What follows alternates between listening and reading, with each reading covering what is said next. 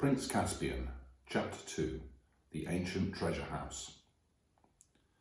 "This wasn't a garden," said Susan presently. "It was a castle, and this must have been the courtyard." "I see what you mean," said Peter. "Yes, this is the remains of a tower, and there is what used to be a flight of steps going up to the top of the walls.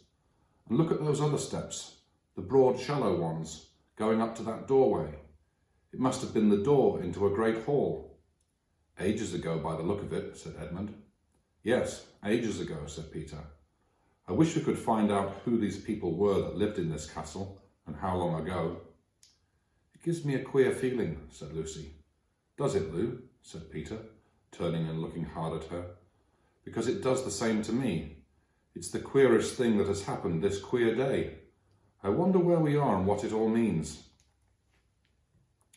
While they were talking, they had crossed the courtyard and gone through the other doorway into what had once been the hall.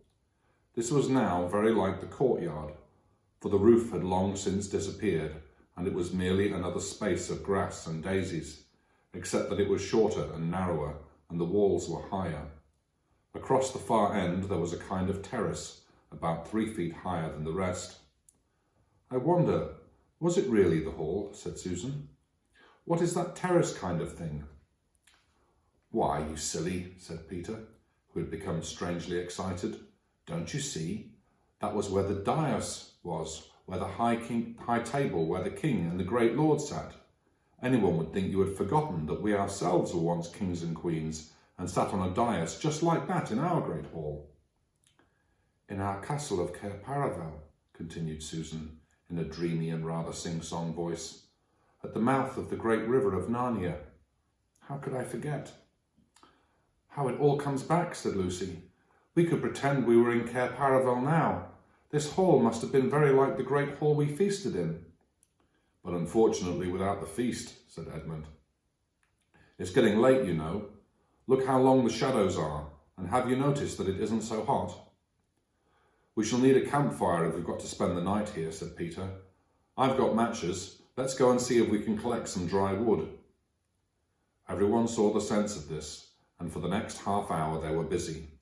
The orchard through which they had first come into the ruins turned out to be not a good place for firewood. They tried the other side of the castle, passing out of the hall by a little door into a maze of stony humps and hollows, which must once have been passages and smaller rooms, but which were now all nettles and wild roses. Beyond this they found a wide gap in the castle wall and stepped through it into a wood of darker and bigger trees, where they found dead branches and rotten wood and sticks and dry leaves and fir cones in plenty. They went to and fro with bundles until they had a good pile on the dais. At the 5th journey they found the well just outside the hall, hidden in weeds, but clean and fresh and deep when they had cleared these away. The remnants of a stone pavement ran halfway around it. Then the girls went out to pick some more apples, and the boys built the fire on the dais and fairly close to the corner between the two walls, which they thought would be the snuggest and warmest place. They had great difficulty in lighting it and used a lot of matches, but they succeeded in the end. Finally all four sat down with their backs to the wall and their faces to the fire. They tried roasting some of the apples on the end of sticks, but roast apples are not much good without sugar, and they are too hot to eat with your fingers until they are too cold to be worth eating. So they had to content themselves with raw apples, which, as Edmund said, made one realise that school suppers weren't so bad after all. "I shouldn't mind a good thick slice of bread and margarine this minute," he said. But the spirit of adventure was rising in them all, and no one really wanted to be back at school. Shortly after they had eaten the last apple, Susan went out to the well to get another drink. When she came back, she was carrying something in her hand. "Look," she said in a rather choking kind of voice. "I found it by the well." She handed it to Peter and sat down. The others thought she looked as if she sounded as she might be going to cry. Edmund and Lucy eagerly bent forward to see what was in Peter's hand, a little bright thing that gleamed in the firelight. "Well, I'm jiggered," said Peter, and his voice also sounded queer. Then he handed it to the others. All now saw what it was, a little chess knight, ordinary in size, but extraordinarily heavy because it was made of pure gold. And in the eyes of the horse's head were 2 tiny little rubies, or rather one was, for the other had been knocked out. "Why," said Lucy, "it's exactly like one of the golden chessmen we used to play with when we were kings and queens at Cair Paravel." "Cheer up, Sue," said Peter to his other sister. "I can't help it," said Susan. "It brought back, such lovely times, and I remembered playing chess with fauns and good giants, and the mer people singing in the sea, and my beautiful horse, and... "Now," said Peter in quite a different voice, "it's about time we 4 started using our brains." "About what?" asked Edmund. "Have none of you guessed where we are?" said Peter. Go on, said Lucy. "I felt for hours that there was something wonderful mystery hanging over this place." "Fire ahead, Peter," said Edmund. "We're all listening." "We are in the ruins of Cair Paravel itself," said Peter. "But I say," said Edmund, "I mean, how'd you make that out? This place has been ruined for ages. Look at all those big trees growing right up to the gates. Look at the very stones. Anyone can see that no one has lived here for hundreds of years." "I know," said Peter. "That is the difficulty. But let's leave that out for the moment. I want to take the points one by one. First point, this hall is exactly the same shape and size as the hall at Cair Paravel. Just picture a roof on this, and the coloured pavement instead of grass, and tapestries on the wall, and you get our royal banqueting hall." No one said anything. "Second point," continued Peter, "the castle well is exactly where our well was, a little to the south of the great hall, and it is exactly the same size and shape." Again there was no reply. "Third point, Susan has just found one of our old chessmen, or something as like as one of them as 2 peas. Still nobody answered. "Fourth point, don't you remember? It was the very day before the ambassadors came from the King of Calaman. Don't you remember planting the orchard outside the north gate of Cair Paravel? The greatest of all the wood people, Pomona herself, came to put good spells on it. It was those very decent little chaps, the moles, who did the actual digging. Can you have forgotten that funny old Lily Gloves, the chief mole, leaning on his spade and saying, 'Believe me, your majesty, you'll be glad of these fruit trees one day'? And by Jove, he was right." I do, said Lucy, and clapped her hands. "But look here, Peter," said Edmund. "This must be all to rot. To begin with, we didn't plant the orchard slap up against the gate. We wouldn't have been such fools." "No, of course not," said Peter, "but it has grown up to the gate since." "And for another thing," said Edmund, "Cair Paravel wasn't on an island." "Yes, I've been wondering about that, but it was on what you call it, a peninsula, jolly near an island. Couldn't it have been made into an island since our time? Somebody has dug a channel." "But half a moment," said Edmund. "You keep on saying 'since our time,' but it's only a year ago since we came back from Narnia, and you want to make out that in 1 year castles have fallen down and great forests have grown up and little trees we saw planted ourselves have turned into a big old orchard and goodness knows what else. It's all impossible." "There's one thing," said Lucy. "If this is Cair Paravel, there ought to be a door at this end of the dais. In fact, we ought to be sitting with our backs against it at this moment. You know, the door that led down to the treasure chamber." "I suppose there isn't a door," said Peter, getting up. The wall behind them was a mass of ivy. "We can soon find out," said Edmund, taking up one of the sticks that they had laid ready for putting on the fire. He began beating the ivied wall. Tap, tap, tap went the stick against the stone, and tap, tap, and again, all at once, boom, boom, with quite a different sound, a hollow, wooden sound. "Great Scott," said Edmund. "We must clear this ivy away," said Peter. "Oh, do let's leave it alone," said Susan. "We can try it in the morning. If we've got to spend the night here, I don't want an open door at my back and a great big black hole that anything might come out of. Besides, there's a draught and the damp, and it'll be dark soon." "Susan, how can you?" said Lucy, with a reproachful glance. But both the boys were much too excited to take any notice of Susan's advice. They worked at the ivy with their hands, and with Peter's pocket knife till the knife broke, and then after that they used Edmund's. Soon the whole place where they had been sitting was covered with ivy, and then at last the door had cleared. Locked, of course, said Peter. But the wood's all rotten, said Edmund. We can pull it to bits in no time. It'll make extra firewood. Come on.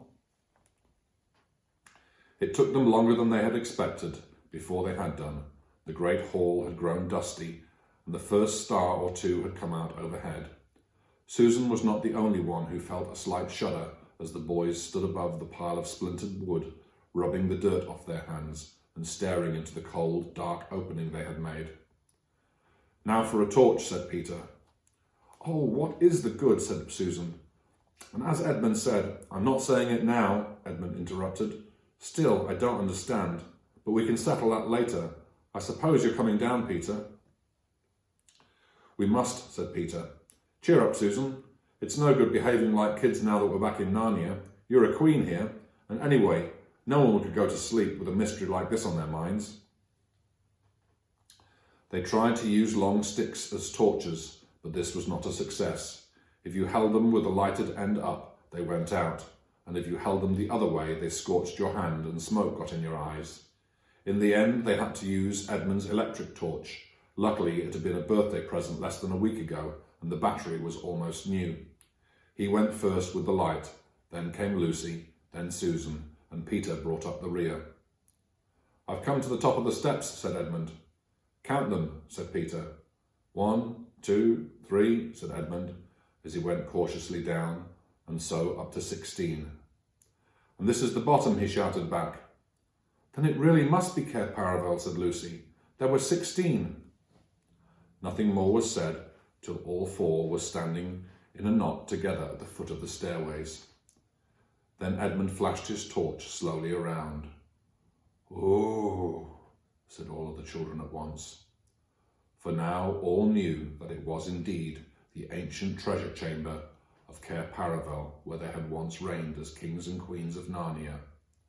There was a kind of path up the middle, as it might be in a greenhouse, and along each side at intervals stood rich suits of armour, like knights guarding the treasures.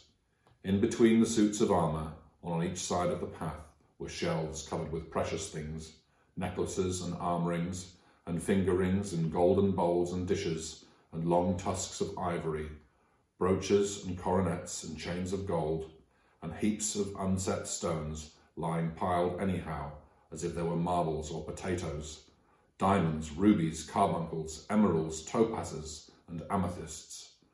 Under the shelves stood great chests of oak, strengthened with iron bars and heavily padlocked, and it was bitterly cold and so still that they could hear themselves breathing. And the treasures were so covered with dust that unless they had realised where they were and remembered most of the things, they would have hardly have known they were treasures at all. There was something sad and a little frightening about the place, because it all seemed so forsaken and long ago. That's why nobody said anything for at least a minute. Then, of course, they began walking about and picking things up to look at. It was like meeting very old friends. If you had been there, you would have heard them saying things like, "Oh, look, our coronation rings. Do you remember first wearing this? Why, this is the little brooch we all thought was lost. I say, isn't that the armour you wore in the great tournament in the Lone Islands? Do you remember the dwarf making that for me? Do you remember drinking out of that horn? Do you remember? Do you remember?" But suddenly Edmund said, "Look here, we mustn't waste the battery. Goodness knows how often we shall need it again. Hadn't we better take what we want and get out again?" "We must take the gifts," said Peter, for long ago at Christmas in Narnia, he and Susan and Lucy had been given certain presents which they valued more than their whole kingdom. Edmund had had no gift because he was not with them at the time. This was his own fault, and you can read about it in the other book. They all agreed with Peter and walked up the path to the wall at the far end of the treasure chamber, and there, sure enough, the gifts were still hanging. Lucy's was the smallest, for it was only a little bottle, but the bottle was made of diamond instead of glass, and it was still more than half full of the magical cordial which would heal almost every wound and every illness. Lucy said nothing and looked very solemn, as she took her gift down from its place and slung the belt over her shoulder, and once more felt the bottle at her side where it used to hang in the old days. Susan's gift had been a bow and arrows and a horn. The bow was still there, and the ivory quiver full of well-feathered arrows, but... "Oh, Susan," said Lucy, "where's the horn?" "Oh, bother, bother, bother," said Susan after she had thought for a moment. "I remember now. I took it with me the last day of all, when we went hunting for the white stag. It must have got lost when we blundered back into the other place. England, I mean." Edmund whistled. It was indeed a most shattering loss, for this was an enchanted horn. Whenever you blew it, help was certain to come to you wherever you were. "Just the sort of thing that might come in handy in a place like this," said Edmund. "Never mind," said Susan. "I've still got the bow," and she took it. "Won't the string be perished, Sue?" said Peter. But whether by some magic in the air of the treasure chamber or not, the bow was still in working order. Archery and swimming were the things Susan was good at. In a moment she bent the bow, and she gave one little pluck to the string. It twanged, a chirruping twang that vibrated through the whole room, and that one small noise brought back all the old days to the children's minds more than anything else that had happened yet. All the battles and hunts and feasts came rushing into their heads together. Then she unstrung the bow again and slung the quiver at her side. Next Peter took down his gift, the shield with the great red lion on it, and the royal sword. He blew and rapped them on the floor to get off the dust. He fitted the shield on his arm and slung the sword by his side. He was afraid at first that it might be rusty and stick to the sheath, but it was not so. With one swift motion, he drew it and held it up, shining in the torchlight. "It's my sword, Rindon," he said. "With it I killed the wolf." There was a new tone in his voice, and the others all felt that he really was Peter the High King again. Then, after a little pause, everyone remembered that they must save the battery. They climbed the stair again and made up a good fire and lay down close together for warmth. The ground was very hard and uncomfortable, but they fell asleep in the end. End of chapter 2.